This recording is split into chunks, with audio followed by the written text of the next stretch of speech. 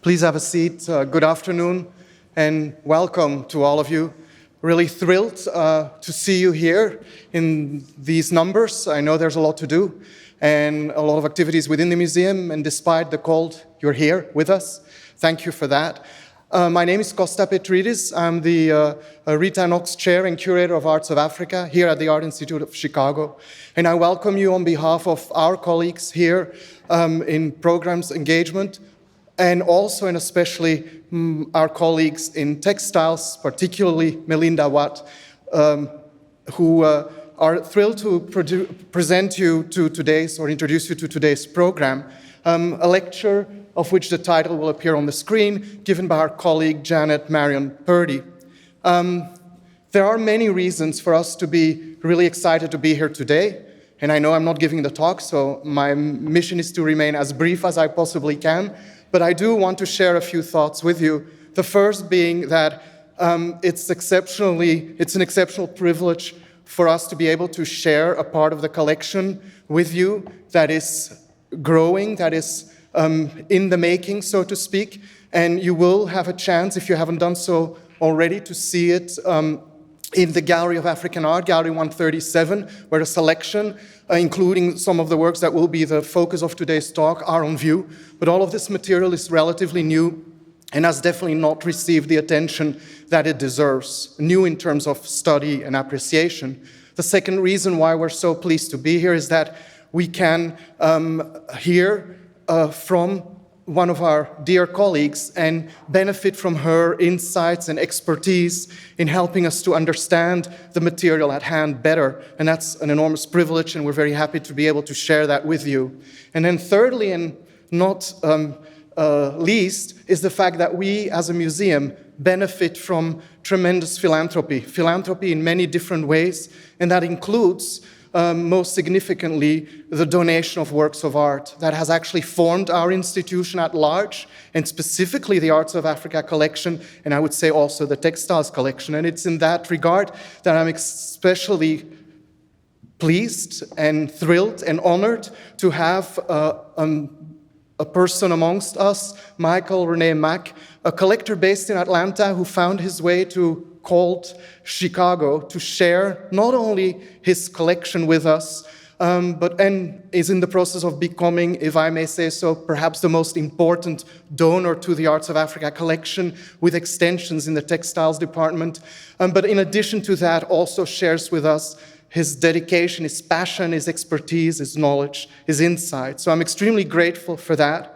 And I underscore it because in some ways, without this collaboration with collectors and enthusiasts, a museum like ours could not exist. And in this particular case, it is fair to say that a visionary collector like Michael Mack has helped us to guide us in revising, revisiting, reshaping basically the field of African art through the collections that we house in this museum. And it's especially fortuitous and momentous that his generosity comes at a time that we can also benefit from the expertise of a colleague, an internal colleague, Janet Purdy, to basically collaborate and expand our knowledge and share it with our audiences. And the lecture of today is just one example of that. So before we proceed, I will briefly introduce Janet to you, and I feel that I've spoken already much too long, but still, it is my great honor to introduce Janet Purdy to you, who's been with the museum since 2020, when she started as a Rice postdoctoral fellow in the Department of Arts of Africa, after having finished in that same year her PhD at Penn State University with a dissertation on the island of Zanzibar and the Swahili culture, and specifically carved doors from that region. We were very fortunate to keep her here at the Art Institute when she was appointed as Associate Curator of Textiles in the Textiles department, which has the added benefit that we can continue to collaborate together. And one of the great things that Janet has brought to us as an institution is to expand our horizon, to reinterpret our collections, and especially to underscore how much of the rich and varied arts of the continent of Africa remain to be discovered and to be interpreted and studied, and that a collection, any collection, anywhere in the world, especially when it comes to a vast, complex, and historically deep continent like that of Africa, has so many more things in terms of arts, cultures, expressive culture, visual culture to reveal. And so her own research led us to open our eyes and our minds to the arts of the so-called Swahili coast, and underscores the connections that exist beyond the African continent that basically tie Africa with the Middle East and Asia. And that's actually the topic of her current ongoing research that will lead to an African textiles exhibition in 2026 called Swana, which is a word that I learned from her, which means Southwest Asia and North Africa, and focuses on these connections, these historical connections, and again, expresses how all the boundaries that we imagine in our minds and that we sometimes draw on maps and in the world, including in museums, is somewhat artificial, and that there's more that connects us than that divides us. And it's in that same context that today's lecture can be situated. So this other research project of Janet deals with the beaded arts of Eastern Africa, and it actually starts or takes as a jumping point the first donation of Michael Mack, an Iraqi skirt from Tanzania, which has been the focus of Janet's research and which has led her to also look at other materials in our collection and contributed to the presentation that you see in our galleries today. So in the hope that I didn't say too much but said enough, I'm very happy again to thank you for your presence and to formally welcome Janet to the stage. And there will be a Q&A later, and also please remember, and I will do it too, to turn off your phones so that there's no unnecessary noises during the presentation. So thanks again very much.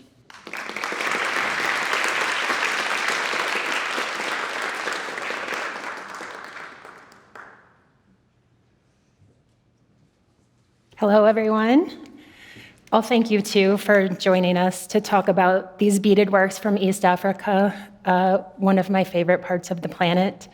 And I thank my friends and amazing supporters from here in Chicago and from afar, and my University of Chicago seminar students, my wonderful colleagues, museum visitors, and, of course, Mr. Michael Mack. I thank you all for being here on a Saturday in January in Chicago on a holiday weekend. It means the world to me, so thank you so much.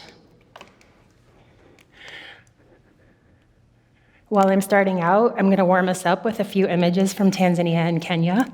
First, here in the Indian Ocean archipelago, where I spend the majority of my time.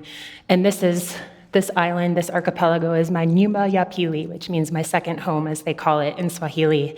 And it's in Guja Island, more popularly known as Zanzibar. And a quick note about all the images in this presentation before I get going. I include credits where they apply, but other than the professional images of the artworks in the collection, everything else is mine. And now moving over to mainland Tanzania, I wanted to thank Costa especially.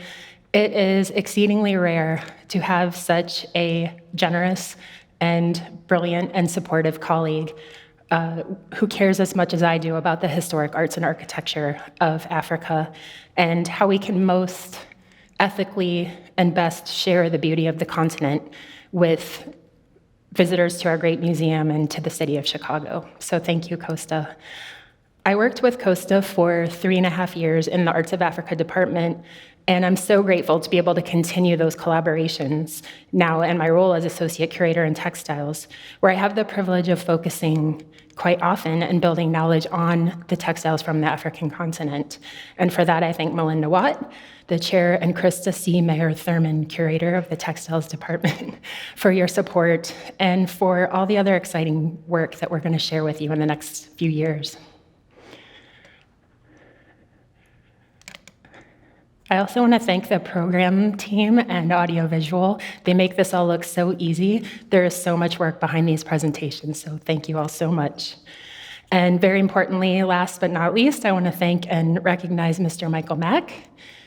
who is so interested in sharing with other people and educating others through his generosity and passion the arts of Africa. Your gifts and loans to the museum are truly a central part and an integral aspect of the exhibitions and the engagement that Costa and Melinda and I are aiming toward. And I can't thank you enough for your support and for being here today. And to that end, I want to mention 2 exhibitions with the opportunity to see African textiles, among others. Loss and Absence, or On Loss and Absence, as you see here, has a beautiful array of textiles from ancient to contemporary from around the globe, including 4 stellar Kuba examples from our collection. The exhibition is curated by a team of 4 artists from the Fiber and Material Studies Department at the School of the Art Institute, including our own textiles conservator, Isaac Fascio, and then Ann Wilson, Elle Weinbaum, and Anika Kai. It's going to be excellent and beautiful. I highly recommend it. And then, as Costa mentioned, in 2026, following that, is this exhibition that will focus on the craftsmanship and attention embedded into everyday objects and dress, as well as works of special commission or prestige to highlight the strength and range of textiles and textile traditions from Swana, which does mean Southwest Asia and North Africa. And that's a region that reaches from Morocco in the west, across the Maghreb, Turkey, the Arabian Peninsula, over to Kazakhstan in the east. And we're really excited about it. The exhibition of what are truly stellar works in our collection allows us to shed light on cultures, languages, religions, and globally known designs that have not recently been displayed at the Art Institute. So please keep an eye out for more programming and events that will go with that as well. And of course, excuse me, sorry about that. I also encourage you to spend time in looking at the East African beadwork that's currently on display in the African galleries.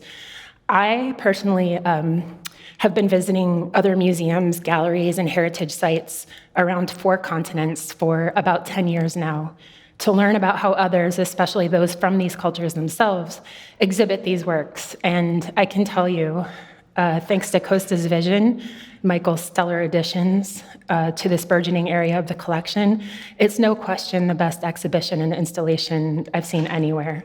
So I highly recommend that you spend some time there. And I have to mention too, our conservators, mount makers, and designers at the museum are also a big part of that. Michael and I have talked a lot about one of the greatest values that we can add as an institution is the preservation and care of these sometimes really fragile and rare pieces to preserve cultural knowledge and to share that with more people around the world. So although most of you may know about or maybe have even traveled in the region we're talking about today, I always like to begin with a few maps first. And the reason I've spent so much time in these areas is that somehow I had the great idea or luck to arrange to work on a PhD dissertation project on this tropical island. I'm going to grab my Zanzibar right here. I don't know how I got that to work out, but that's why I've spent so much time in Kenya and Tanzania. And this is the center of my research where I've lived and traveled the most. This archipelago, the way it's placed, is an excellent base from which to study these trade systems that go back for millennia and through the lens of the Western Indian Ocean world, namely the Swahili coast of Eastern Africa. And glass beads are a part of this history and trading story. We still have a lot to learn about these networks, but we know that glass beads from Europe, primarily Austria, were reaching the hinterlands of Eastern and Southern Africa in the 17th and 18th centuries. But today, we're looking at the mainland, 20th century, and I'm going to focus on 2 cultural groups, primarily the Maasai and the Iraqw peoples. Because while I have spent a lot of time in this region, what I'm sharing with you today is not the main focus of my fieldwork, my research, or my knowledge building efforts. So the experience and the information I've gathered comes through conversations with family, friends, community members, artists, elders, cultural experts, and more on the ground in Tanzania and Kenya. And that's what I want to share with you today, but just realize we're just scratching the surface of this vast topic of East African beadwork, culture, and artistry. And my talk is going to be a little bit different than your typical art history presentation. My goal is to give you a bit of an idea what it's like to build these relationships and networks on the ground in places that are remote and difficult to reach, places where it's difficult to gain trust and to get access to these cultural histories and traditions, and generally just to do research in the region altogether. As you can see here on the map on the right, and I always like to put up a map of the globe because for so long maps of Africa have shrunk the actual size, so this gives you the true size of how massive the continent is. But the Maasai peoples themselves live in the savanna region of the Great Rift Valley. They're concentrated near the Great Lakes of southern Kenya and northern Tanzania.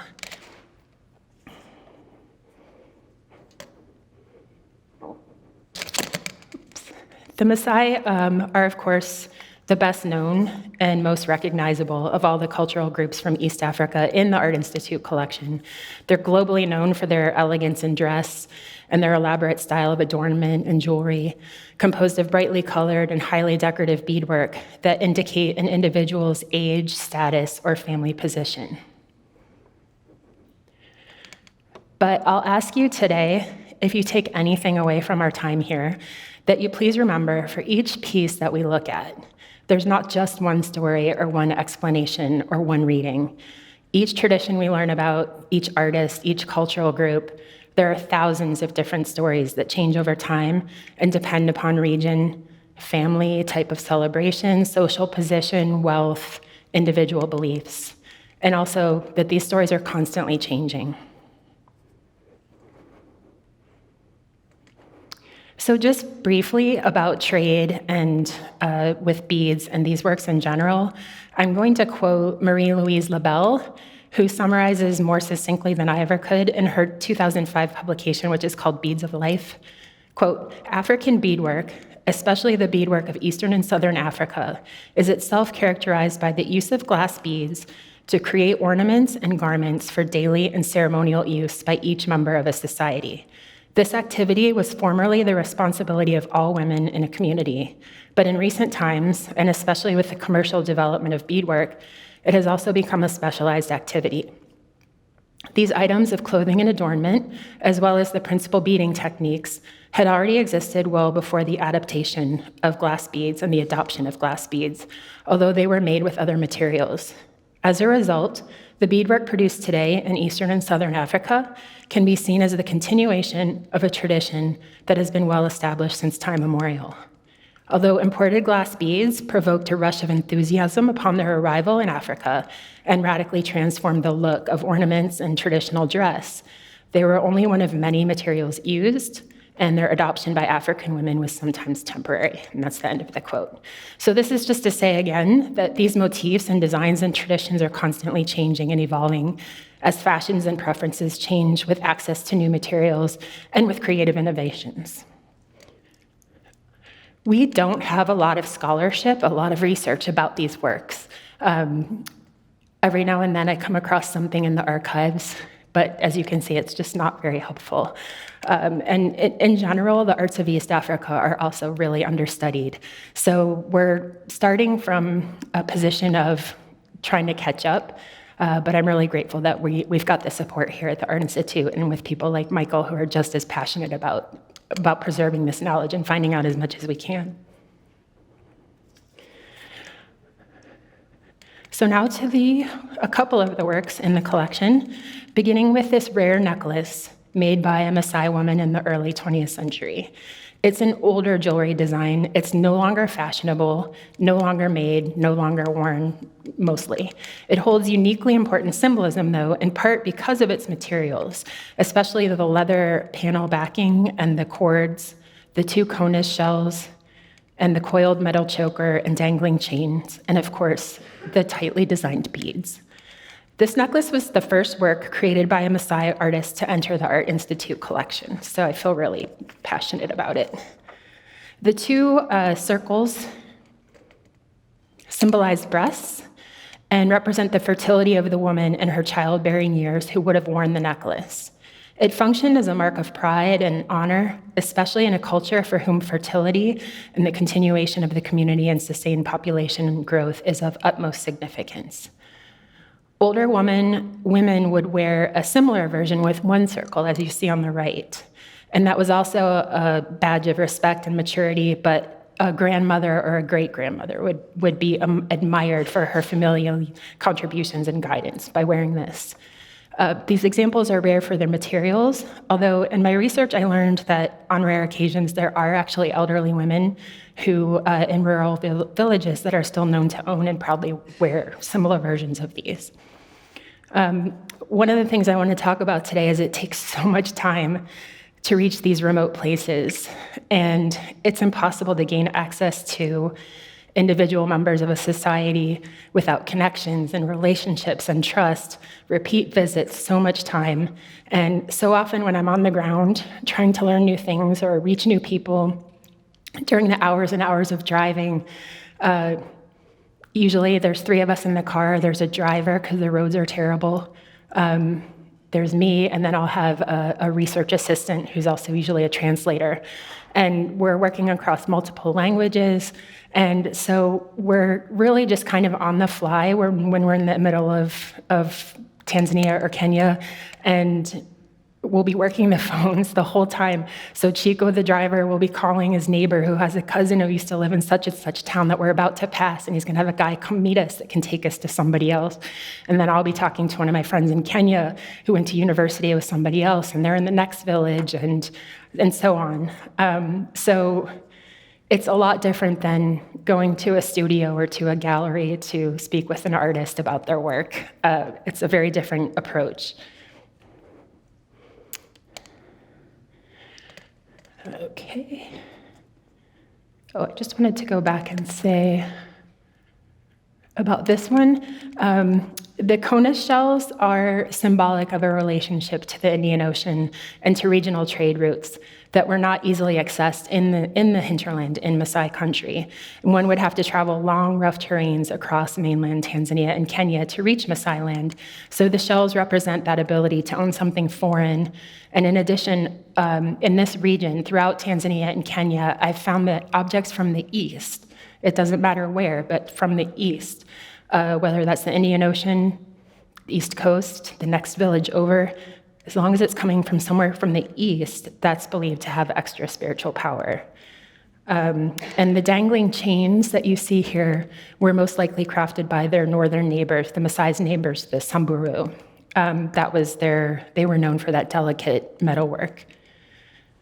Only female artists created this style of jewelry, and women throughout Maasai land today create similar versions of these necklaces like the one you see on the right, and sell them to tourists like me and other visitors to augment their family income.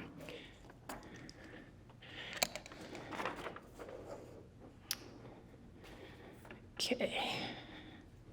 The contemporary style, I tried to not be too show and tell, but some of these things are better felt. I want you to feel the weight and see these up close and be able to see the shell.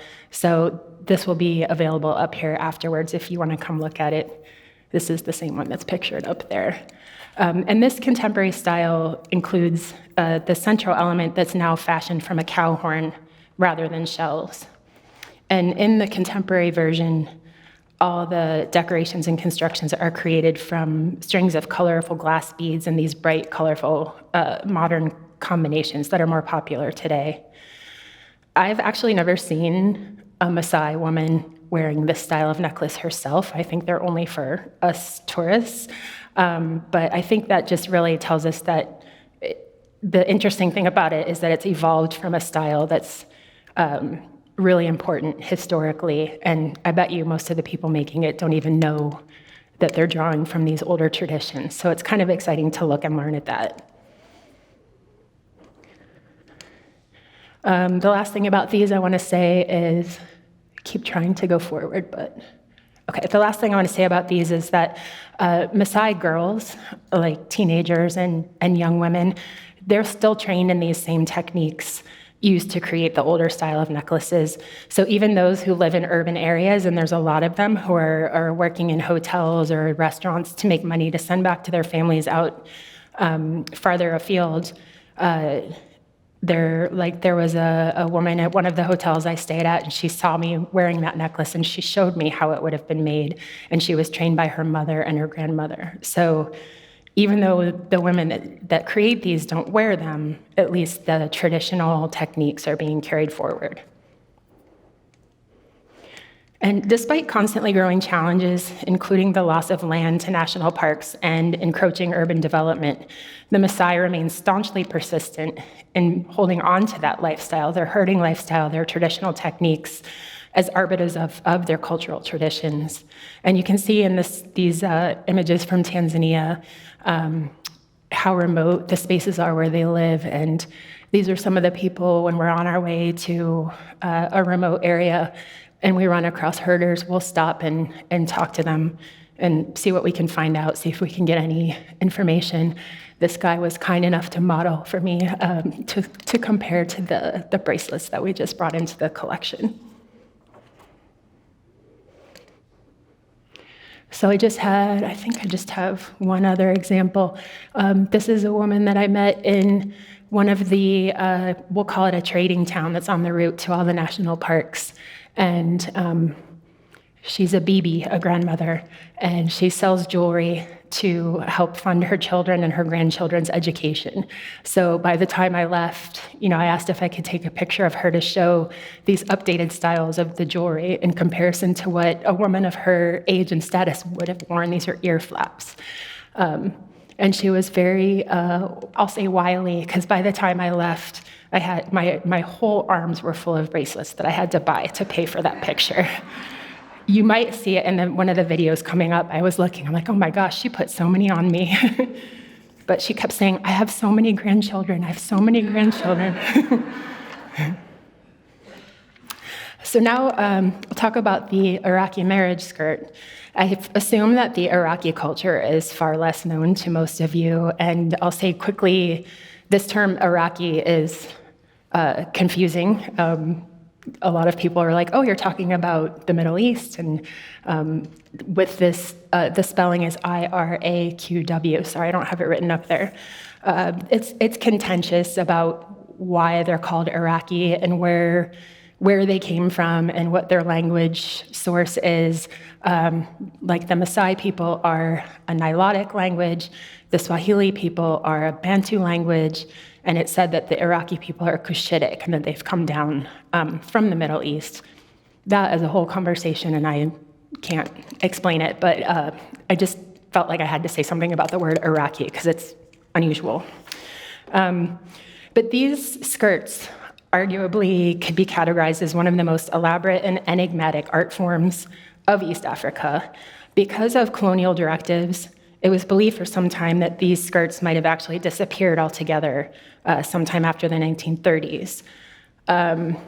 But the following comment that I found during archival research I was doing in Dar es Salaam was written by a government employee who was working in the Court of Appeals in the Mbulu district of Tanzania, where some of the Iraqi live. It gives us maybe a more accurate sense of the true picture. In one of his summaries for an appeals case, he wrote, quote, "There is much that is attractive in the Iraqi, but if there is a more quietly obstinate people, I have yet to meet them," end quote. And I think both the Iraqi and the Maasai are still holding on to their culture because of that obstinance. So thank goodness. This characteristic, it's played a part in their development and their continued growth over the last century. And the appeal of this marriage skirt is supported not only by its aesthetic complexities in design and color and symbolism, but also by the secrecy and the mystery that have long shielded a full understanding of the skirts themselves and their defining characteristics, how they're used, how they're made. A lot of people guess, but no one knows. And so for me, to be able to focus on this group of women and this culture who have been so understudied and misunderstood as in context of this gorgeous example that's now in our collection, and to share a bit of their story with you today is really a moment for me to be grateful. Thank you again, Michael. The Iraqi people are an agro-pastoralist group based in the Manyara, Arusha, and Ngorongoro regions of north-central Tanzania near the Rift Valley. And today there are close to 1 million Iraqi people who live in that Great Lakes region. Their society has long been organized and defined by a distinct clan structure, and it follows a mixture of local religions that vary by region. Almost half practice Christianity, but with other traditional and historical belief systems still playing a part, including a minor Islamic influence. And this woman on the left, I pictured her, I met with, you'll see shortly all the women that I met with who are still making these skirts and carrying forward these traditions. And they shared so much with me. It took me so long to reach them. I recorded all of them, giving their names and talking to you, but we don't have time for me to share that with you, unfortunately. But I am going to share a lot of videos in the remaining part of the talk. They're not pastoral, the Iraqi, they're farmers, and the importance of concepts surrounding land, production, continuity, and fertility take precedence in their belief systems. Almost all of the pastoralist and agro-pastoralist cultural groups living throughout this region in the Rift Valley, in Ngorongoro and Arusha, in what is now the Republic of Tanzania, have traditions in which women create and wear decorated leather clothing for special occasions or to mark life events. And the base materials are either cow or goat hides, and that's symbolic of the imperative and revered role that these animals play in cultural livelihoods and connections to the land. I was just speaking with one of my Maasai friends, and he was just, he couldn't stop talking about how green it was. He lives in a village that's at the base of a mountain, and it's so green that cows are so happy, the cows are so fat. It's just at the heart of all of these people's cultures. And in the earliest centuries, these garments were decorated with natural materials like seeds or bone or shells, or beads that were fashioned from bones or shells or other materials. And then as commercially produced colorful glass beads became widely available via those prolific trade routes that I mentioned earlier, especially in the 18th and into the 19th centuries, the beads replaced those natural materials in the designs as preferred adornments and to show someone's status and wealth. And for neighboring groups like the Maasai people, who interact a lot with the Iraqi people, or another group called the Samburu, for them, bead colors were assigned kind of universal meanings and symbolisms across their whole cultural groups. But for the Iraqi girls and women that I spoke with, color symbolism is not standardized at all, and it varies by artisan, by family, by generation. It does seem, though, that the color white, which is so prevalent on these skirts, is consistently associated with purity, with ritual cleansing and rebirth across many of the oral traditions. So I'm going to show you, rather than putting it up on my photography skills are not as great as our colleagues. The new skirts, 21st century skirts, are very different, as you can see. And again, not to be too show and telly, but I brought this if anyone wants to come up and feel how heavy it is. And you can only imagine, because this has about half the beads of the older versions, and it's still my arm's flexing. It's heavy, and it smells like goat. It has the earth, the Iraqi earth that you'll hear a little bit more about is rubbed into it. So, and this way you can see, you're about to see a little bit of the technique, but please afterwards feel free to come up and look at this and touch it. Try it on. We were doing that earlier. But these new skirts, they're no longer created for ceremonial purposes. I met several times with small groups of Iraqi women who are currently working together in a collective with the primary aim of preserving this knowledge and this cultural tradition. But their work is available only for sale to visitors only. They don't still use them for wedding ceremonies. And as is common throughout the world, the tastes and fashions, they evolve and change. And I talk to women because collectors in the rest of the world really prefer these older versions. And I asked them if they would ever make them again, and they just said, no, those are so out of date, they're so over. And so they only make these style now. So I'm gonna have, for my remaining time. Good, perfect. I have about 10 minutes of video. I'm going to break it up a little bit. But I would rather have these women and men of the Iraqi culture speak for themselves rather than me speaking for them. And here, this woman is going to show us a little bit about, I'll start the video, the preparation of the skins for the skirts.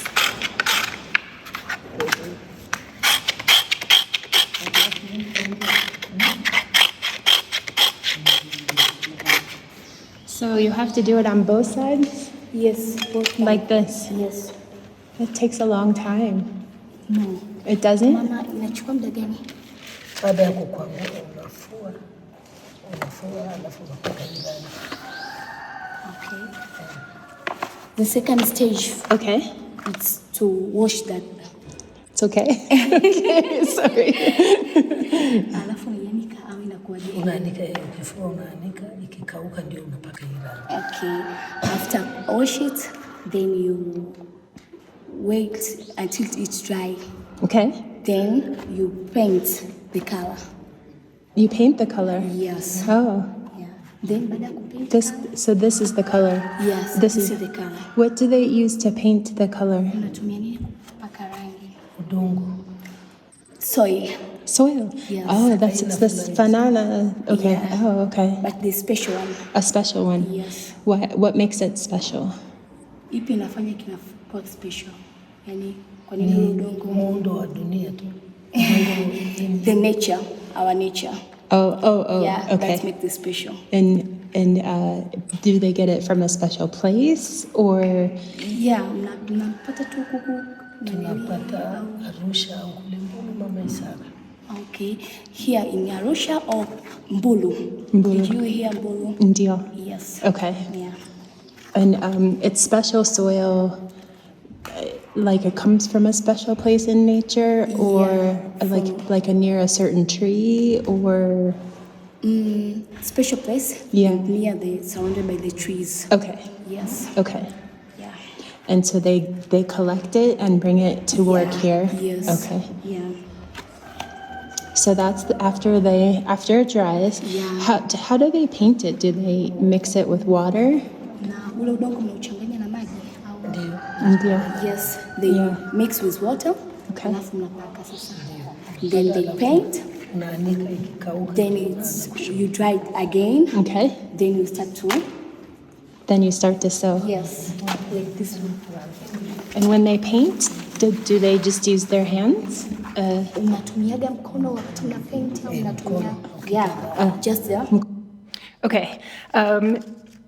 I'm going to skip to this video, which just shows you, and I'm sorry, there's a little bit of passing back and forth. We had a lot of cameras and videos and my computer going, but this is where I was asking the women about the motifs and the symbolism and the designs and what is carried forward, what they recognized in these older versions of the skirts that they still use here.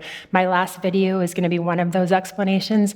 This is a different explanation. There's about 200 different clans of Iraqi people, and so the explanations vary across those. But several of the motifs that appear in the work that they do today appear in our skirt in the collection. And those include things like the sun and the stars, water, nyoka, which is a snake, miti, which is trees. You'll hear a few of those words, lines that represent the up and down of life.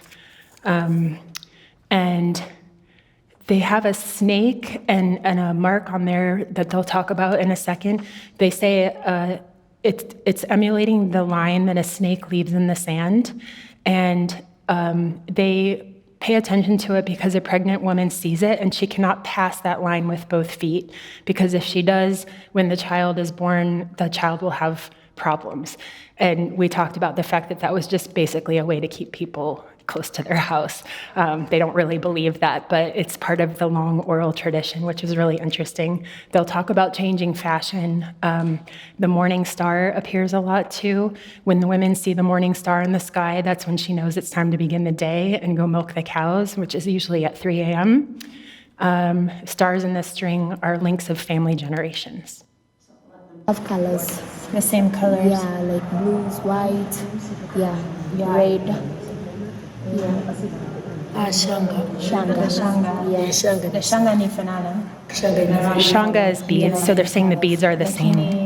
fashion beautiful. Fashion, the difference. Yes. Nafahamu. Unaweza kuona? I have another one that I think has some designs maybe a little more the same. Maybe this is Rangi pia inafanana. ndio, Color is the same. same color. Lakini hapa Alikuwa anaulizia hii michoro ya hapa. Hii ni kama hii. ndio Kama hii. This is Aisha. The life. Ndio. Yeah. Goes up Yeah. and down, Maisha. My Okay, I'm running out of time. So I'm just going to show you quickly one of the other designs that does carry forward. It's really faint. You can barely see it, but there are these markings on women's cheeks, and those are emulated in these designs on the skirts and in these newer versions as well. And I'll show you quickly. They wanted to dress me up as if I was a bride, so we used all of the objects. Obviously, a real bride would have very different things and much more of it. And as you can imagine, because I'm not the youngest of brides, there were a lot of jokes about, was I nervous for my wedding night and things like that. And you know, all joking aside though, the really fabulous thing about this was I got a sense of what it's like for a young woman who would have gone through this process, and the camaraderie and the knowledge being passed, and the calming down of nerves that would happen for a new bride. And there are all the women that have taught me so much, and I'm fully dressed in my bridal outfit. So lastly, and I'm not going to let this run the whole way, but I want to end with this amazing, brilliant man, Mzee Daniel Tiwa, who runs the Iraqw Cultural Center from his home in the Kurachi region of Tanzania. And he just has this really strong belief in preserving the culture and educating people. And so he's going to talk about some of the designs and motifs. His wife made these skirts. And The wedding skirt have got symbols. yes, you can tell he's very dynamic. Can I help you to record? No, the symbols have got meanings. Okay. The meanings are, well, first of all, what are the symbols on the wedding skirt? They have got trees, mountains, the sun, Nambis, pattern over here, the bows. In brief, tree is the growth of the family. May your family grow like a tree. Mountains never move and meet, but people move and meet. So it means that you have come from somewhere family, another family, now you are united. Marriage life is hard. It's like climbing a high mountain. Don't allow quick divorces. As it gets harder, be patient.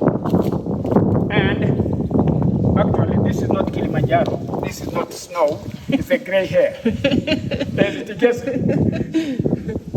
so always try to keep your family as big, as strong as a mountain. Don't revenge.